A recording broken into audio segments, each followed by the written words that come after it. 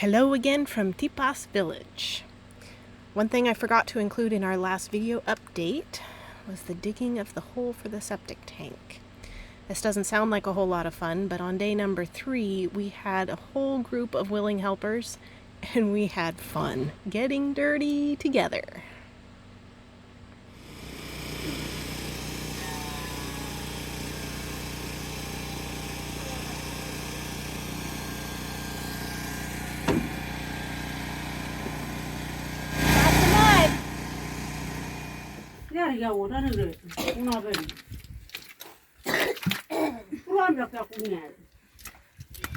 And by lunchtime we were able to set the tank down inside the hole and be done. There's still a few things that need to be done to get it set properly, but it's there. Yep.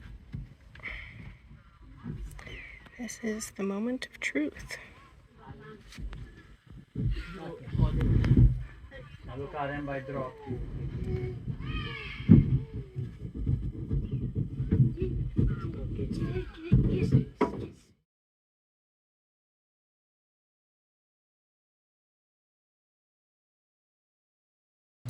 Okay, moving on to our current update. The first few days back from town, we didn't feel like we accomplished a whole lot. Partly because of rain, partly because Dad wasn't feeling too well. But by December 14, we had finished the 2 verandas and gotten started on the workshop.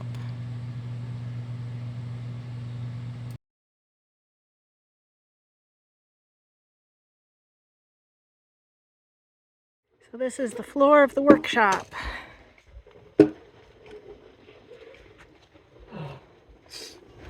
This is the tool portion, the tool room, the place where I keep things under a roof and lock and key.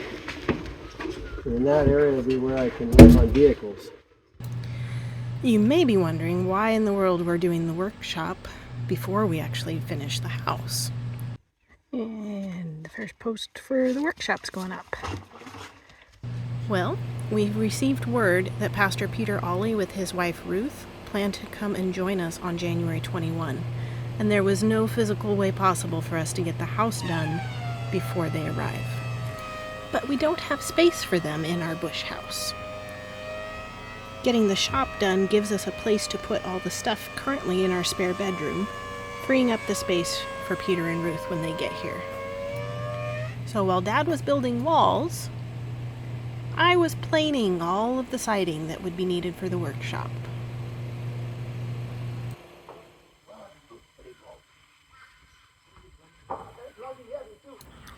From December 17 and onward, we have made steady and visible progress, nearly every day.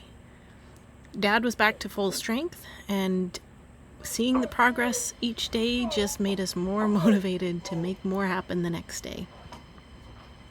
The bearing walls went up.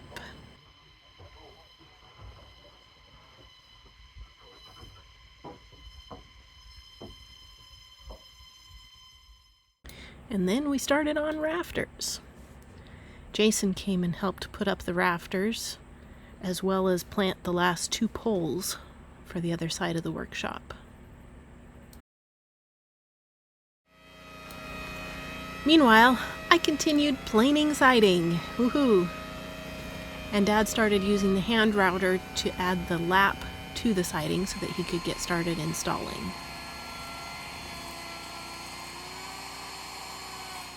The one is slightly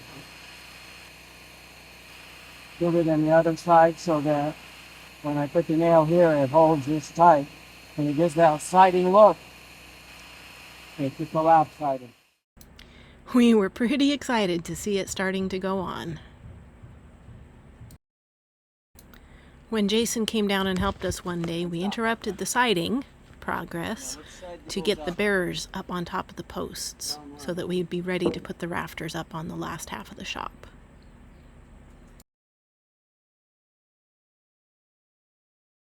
And then we went back to siding installation.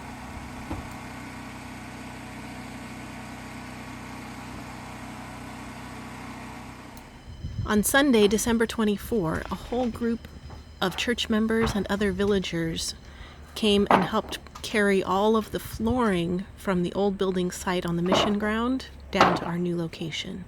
Even the little kids got in on the fun.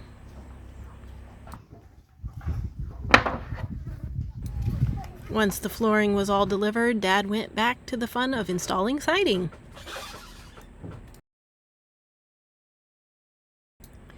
Christmas Day was a work day just like every other.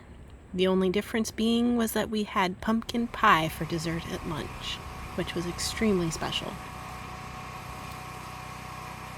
We were able to get the siding on both of the 2 walls that are up, and the next step would be the flooring. The flooring needed to be in before we could start the end walls. And since all the flooring had been brought down on Sunday, we were able to get started on it without any delay. We got quite a lot done the day after Christmas, but then a rainstorm came through in the afternoon and effectively stopped the work for the day. But we got right back at it the next day. Dad was able to complete all the flooring, and while he did that, I was doing the routing of the siding that will go on the end walls so that he would have it ready to just install as soon as he was ready for it.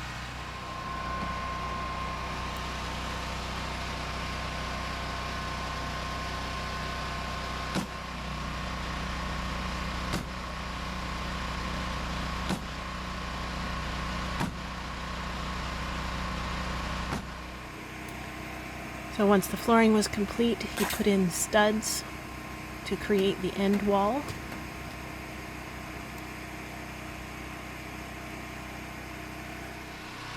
And got busy with the siding again.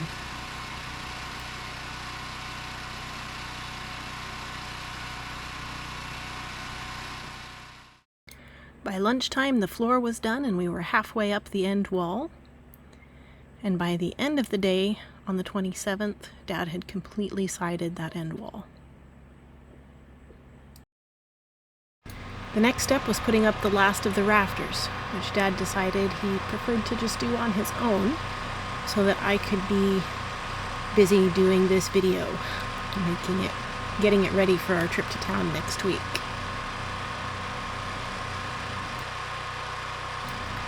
So he would lift up one end and get it leaning against the wall, and then lift up the other end to get them in place. And then once up, he could go through and do the finishing touches of getting them in the right locations and get them nailed down. If you look at this joint right here, you can get an idea. And I have a 5-inch nail that I drill part way, because you just can't drive a 5-inch nail in this Quila. I drive it down from the upper one into the lower one and it locks them together. So I got a really strong joint between the two. So this room is 30 by 14, and it's going to be my woodworking shop. There, the rafters are up and the siding has been trimmed.